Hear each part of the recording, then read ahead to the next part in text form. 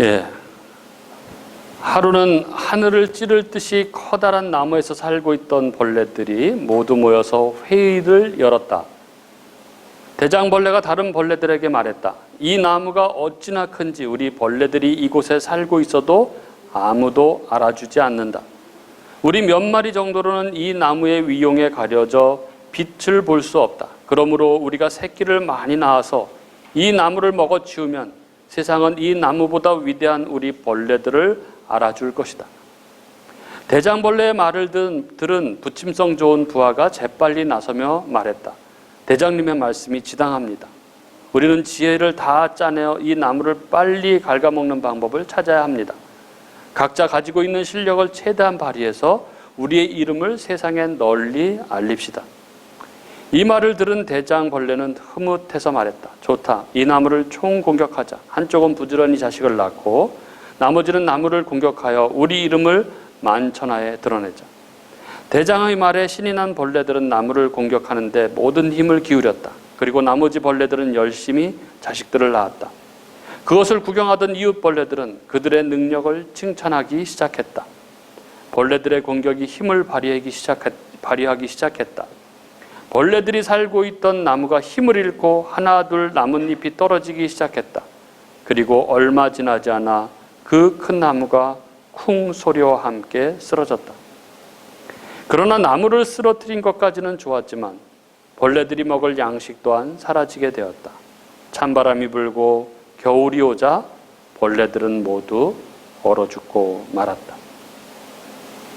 기독교 역사와 성서 배경, 또 기독교 고전을 인문학적 상상력으로 새롭게 해석해서 아이들에게 아름답고 의미 있는 삶이 어떤 건지를 깨우쳐주는 그 이야기 모음집인 이 유재덕의 어린이를 변화시키는 이야기 131가지에 나오는 벌레들의 바벨탑이라는 글입니다.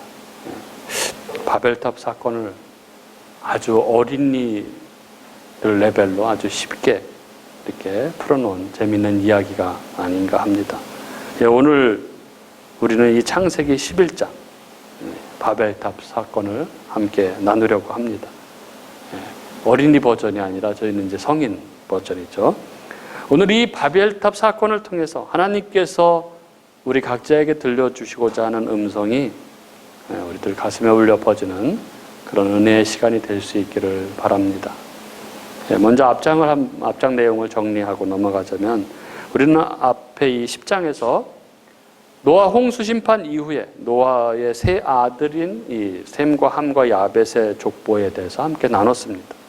홍수 후 이 노아의 아들 셈과 함과 야벳의 자손들로 수많은 나라와 백성들이 번성했습니다. 하나님의 약속대로 온 땅에 사람들로 번성해 갔습니다. 그리고 이렇게 사람들로 번성한 그 세상에는 그 사람들만큼이나 죄도 이 땅 가운데 번성했습니다.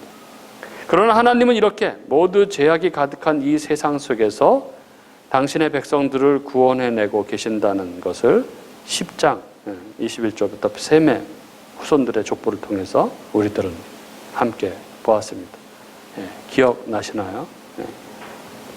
하나님의 말씀은, 하나님의 약속은 우리의 상황, 우리의 현실에 어떠함에도 불구하고 반드시 신실하게 이루어 가신다는 것을 우리는 창세기 10장 노아 아들들의 족보를 통해서 확인할 수 있었습니다. 그리고 이어지는 오늘 11장은 바로 바벨탑 사건입니다. 오늘 본문을 한번 보도록 하겠습니다. 1절부터 4절, 1절에 보면은 원래 세상의 말과 언어가 하나였습니다. 세상에는 말과 언어가 하나였습니다. 1절은 이렇게 적고 있죠. 온 땅의 언어가 하나요, 말이 하나였더라. 얼마나 좋았을까요? 그렇죠? 뭐 말이 언어가 하나니까 어떤 사람하고든 다 쉽게 편안하게 다 말이 통하는 거죠. 지금처럼 막 힘들게 영어 공부 안 해도 되고 얼마나 좋습니까? 그렇죠? 그리고 2절 보면 이들이 에덴에서부터 동쪽으로 옮겨가다가 신할 평지를 만나서 거기에 거류했다 이렇게 적고 있습니다. 이 신할 평지는 흔히 바벨론 지역이라고 일컬어지죠. 예, 바벨론. 늘 하나님을 대적하던 그런 사람들의 땅입니다. 거기서 그들이 거류하면서 3절, 4절 보면은 그들이 성을 건설하기 시작합니다. 즉, 도시를 건설하는 거죠. 거대한 탑이 있는 도시를 건설합니다. 왜 이들이 이러는 것일까요? 4절에 나오는 것처럼 자기들의 이름을 내고 온 지면에 흩어짐을 면하려고 그러는 것입니다.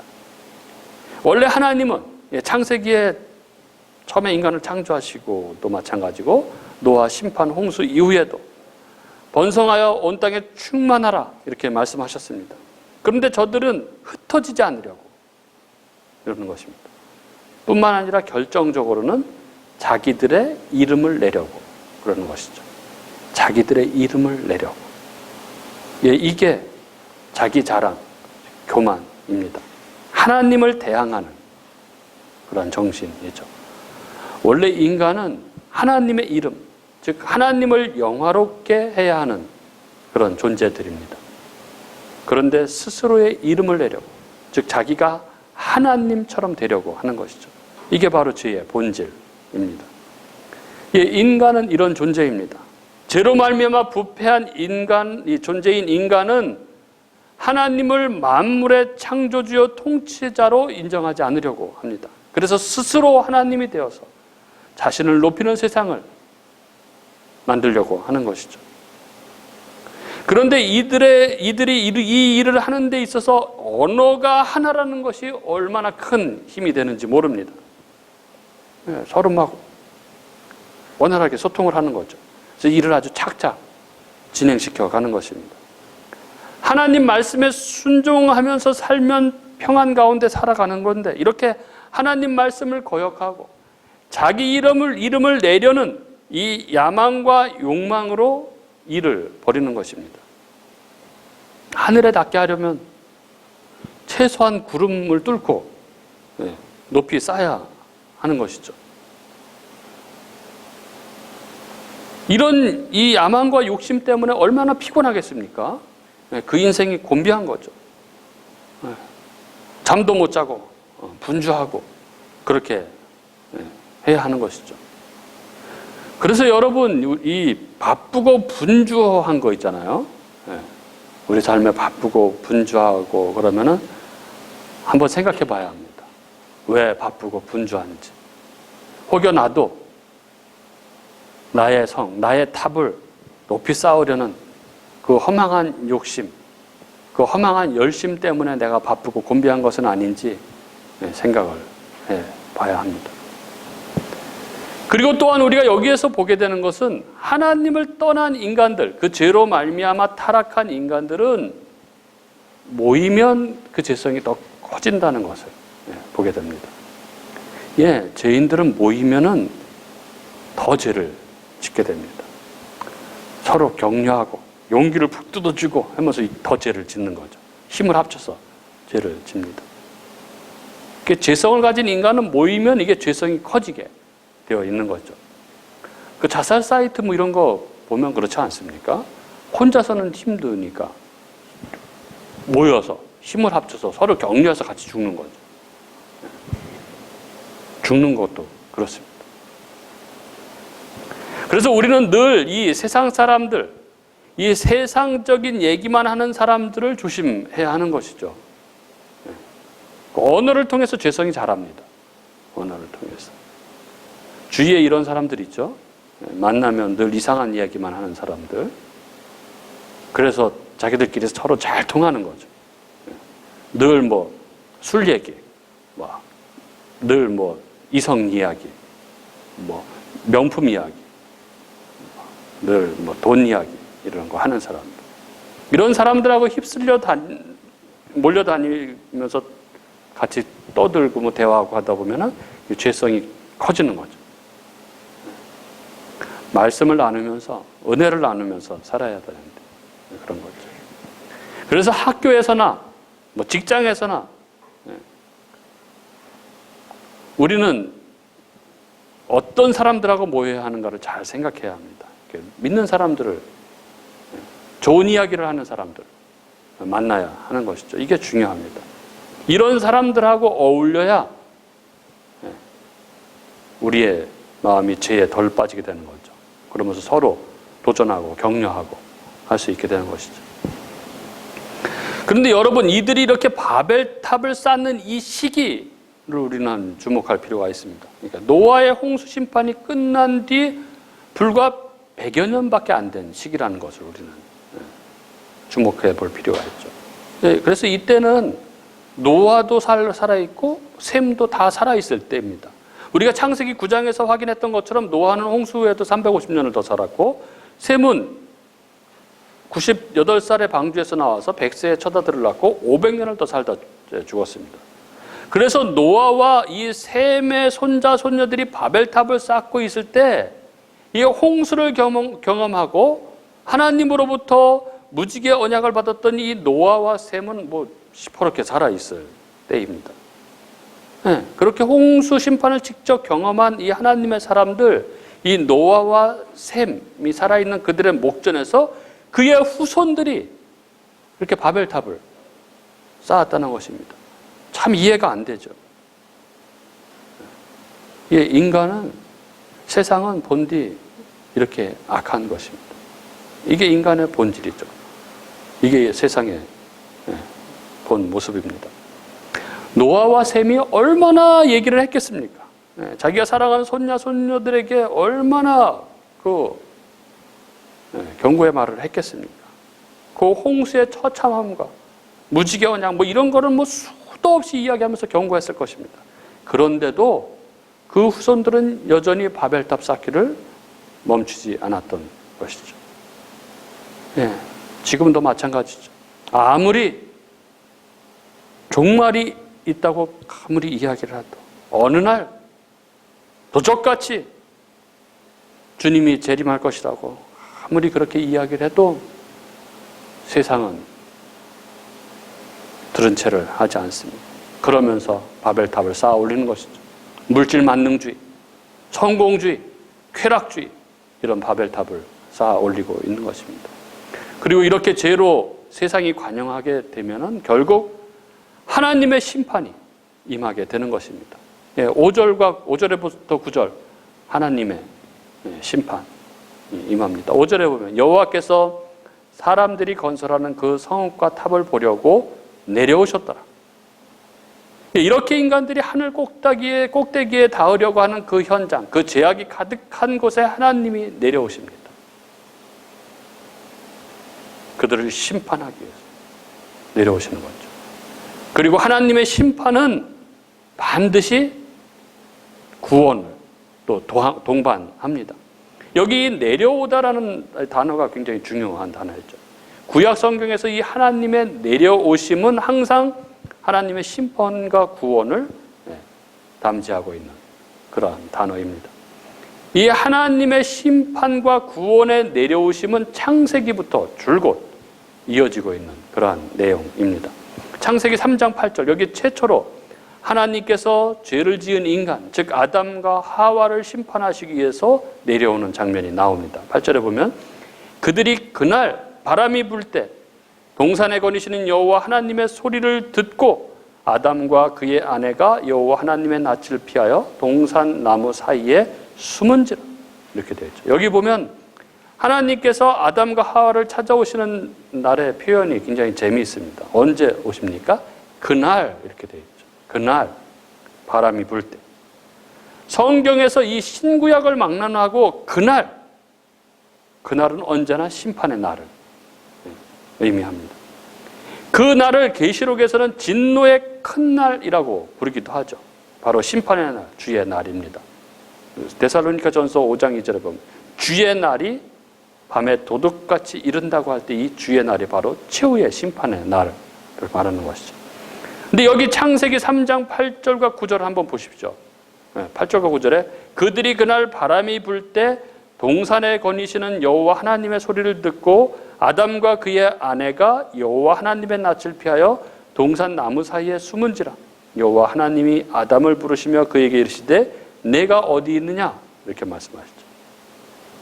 그래서 여기 8절에 그 소리를 우리는 아담아라고 부르는 이 하나님의 이 아담을 부르는 호명으로 이해하시면 안 됩니다. 하나님께서 아담을 부르신 것은 9절이죠. 그래서 이 상황이 정확하게는 이런 것입니다. 아담이 천둥 같은 소리, 여호와의 내려오심의 소리를 듣고 두려워 나무 뒤에 숨자 하나님께서 아담아라고 부르신 것입니다. 따라서 8절에 하나님의 소리는 하나님의 내려오심, 즉 하나님의 강림의 소리입니다. 이렇게 하나님의 강림은 항상 소리와 함께 임하십니다. 그리고 그때마다 심판과 구원의 메시지가 떨어지죠. 출애굽기 19장에 보면은 하나님께서 시내산에 강림하시는 모습이 나옵니다. 그런데 나팔 소리와 우레 소리와 함께 하나님께서 강림하시죠. 그런데 이런 여호와의 강림하심 앞에 죄인들이 서면 즉사하는 것이죠. 이게 심판입니다. 근데 여기 하나님은 이스라엘에게 율법을 주시고 그들을 구원의 길로 인도하십니다. 이렇게 하나님의 강림은 항상 죄인들을 심판하시는 것과 동시에 하나님 백성의 구원의 강림인 것이죠. 따라서 소리와 함께 강림하신 에덴 동산의 여호와의 모습도 역시 우리가 요한계시록 6장에서 확인했던 진노의 큰 날, 즉 심판과 구원의 최후의 날에 대한 모형인 것입니다. 그렇게 죄를 짓고 부끄러운 상태가 되어서 하나님을 피해 숨어버린 죄인들을 위해서 무죄한 동물을 죽여서 그 동물의 가죽으로 그들의 부끄러움, 즉 죄를 덮어버리시는 하나님의 그 구원, 이것이 바로 예수 그리스도의 십자가의 죽으심을 통하여 우리의 죄를 덮으시고 구원하시는 하나님의 구원에 대한 그림인 것입니다. 그리고 그 그림이 바로 여기 창세기 11장 6절부터 9절에 다시 나타나는 것입니다. 여호와께서 내려오셔서 그들을 심판하시는 것이죠. 즉 언어를 혼잡하게 해서 서로 알아듣지 못하게 하시고 그들을 온 지면에 흩으시는 것입니다. 이것이 바로 바벨탑 사건인 것이죠. 하나님 말씀을 거역하고 자기가 하나님이 되려는, 자기의 이름을 내리는 자들, 그 죄인들의 지독한 그 죄를 심판하시는 것입니다. 이 바벨탑 사건에 대한 이 탈무드의 해석 중에서 이 바벨탑을 쌓는 그들의 죄성이 어떤지를 이야기하는 그런 부분이 있는데 이렇게 해설이 있습니다. 바벨탑이 점점 높아지자 벽돌을 나르던 인부들도 점점 더 높은 곳으로 벽돌을 쌓아 올려야 했습니다. 문제는 공사를 위해 사람들을 점점 더 등한시하게 된 점입니다. 벽돌을 나르며 올라가다가 사람이 떨어져 죽어도 아무도 그를 안타깝게 여기지 않았습니다. 겨우 사람 하나를 잃었을 뿐이지 적어도 벽돌을 떨어뜨리지는 않았다는 것입니다. 그러나 누가 벽돌 하나를 떨어뜨리면 저걸 또 언제 다시 꼭대기까지 올려야 하나 하면서 안타까워했다는 것입니다. 참으로 그들의 죄성이 어떠했는지를 잘 보여주고 있지 않습니까? 그들의 삶의 목적과 수단이 다 죄에 물들어버린 그런 모습이죠. 그리고 이러한 죄악된 삶, 이 죄를 결국 하나님께서 강림하셔서 심판하시는 것입니다. 그리고 10절부터는 지난 10장에서 나왔던 셈의 족보가 또다시 등장합니다. 10절부터 26절 보면 셈의 족보는 이러하니라. 셈은 100세 곧 홍수 후 200년에 아르박삿을 낳았고, 아르박삿은 35세에 셀라를 낳았고, 셀라는 30세에 에벨을 낳았고, 에벨은 44세에 벨렉을 낳았고, 벨렉은 30세에 루우를 낳았고, 루우는 30세에 스룹을 낳았고, 스룹은 30세에 나홀을 낳았고, 나홀은 29세에 데라를 낳았고, 데라는 70세에 아브라함과 나홀과 하란을 낳았더라. 이런 얘기 아닙니까? 한마디로 이야기하면 아브라함의 등장이죠. 믿음의 조상 아브라함의 등장을 적고 있는 것이죠. 무엇입니까?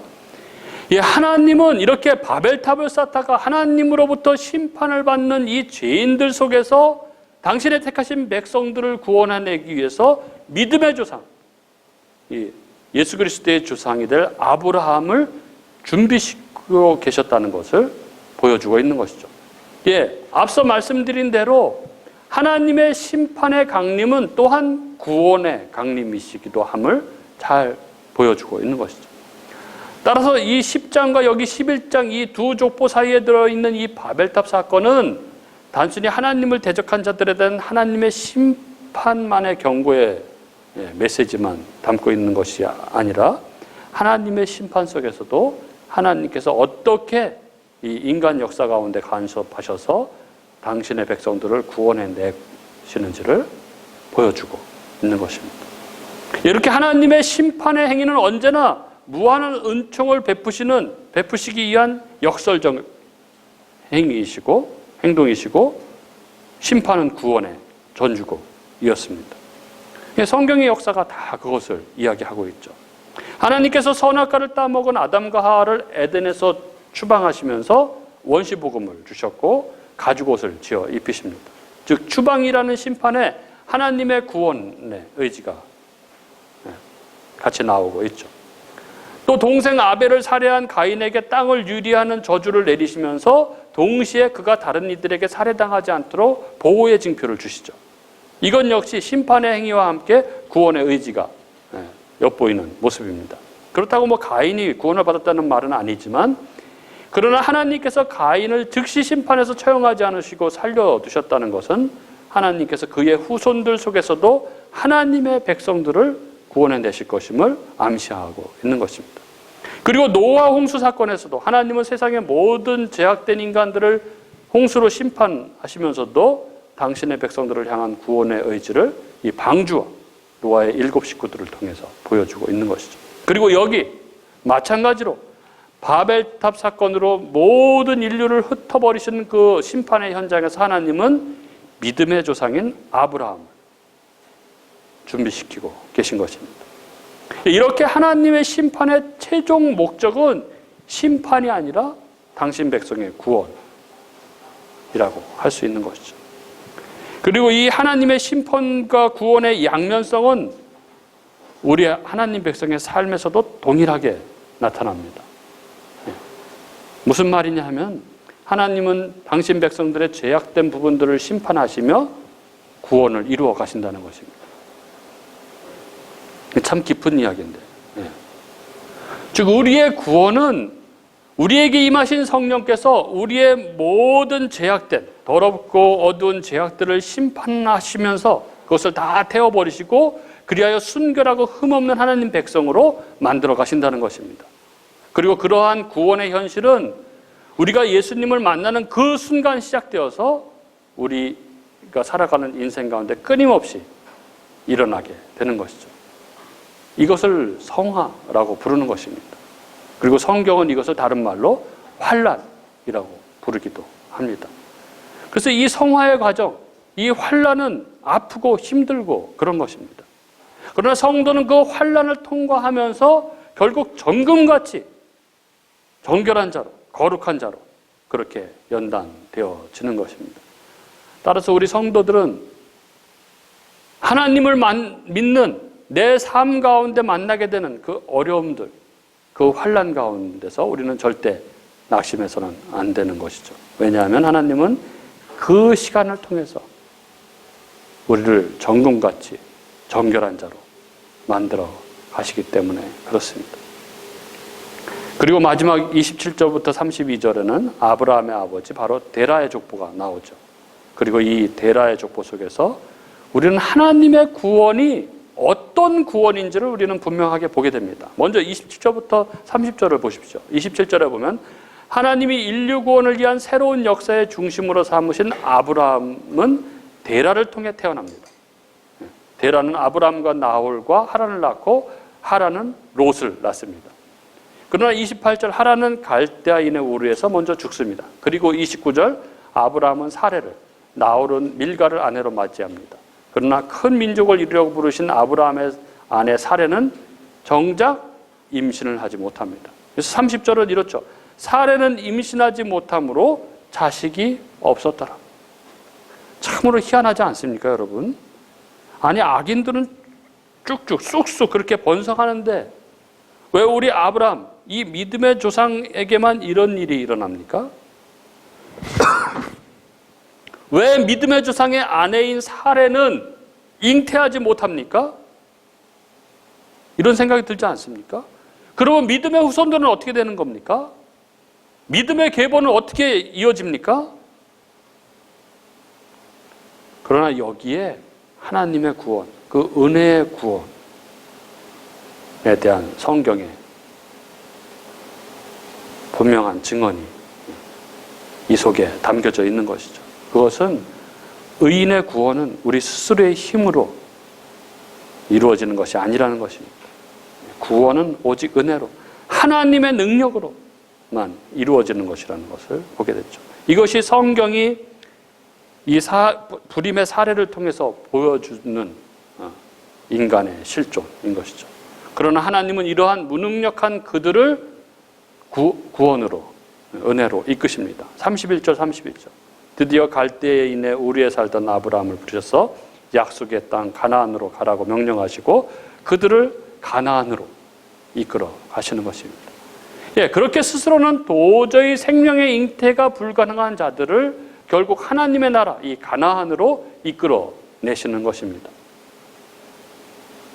사랑하는 우리 교우 여러분, 오늘 우리 창세기 11장으로 함께 나누는데 이 11장 안에서 우리를 구원하셔서 하나님 나라로 이끌어 가시는 그 하나님의 은혜의 구원을 우리가 분명히 확인하는 은혜가 우리들 가운데 있기를 바랍니다.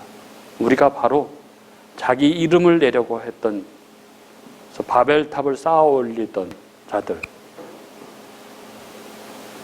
우리 스스로는 전혀 구원이 불가능한 자들, 우리는 불임, 생명을 낳을 수 없는 자들이었습니다. 그런데 하나님의 은혜로 바벨탑의 심판 가운데 준비된 아브라함 속에서 그 아브라함의 계보를 통해 오신 그리스도 예수 안에서 우리를 구원하신 그 놀라운 은혜의 복음을 오늘 말씀 안에서 확인하고 우리 각자의 심령 가운데 깊이 이 복음이 새겨지는 은혜가 있기를 주님의 이름으로 축복합니다.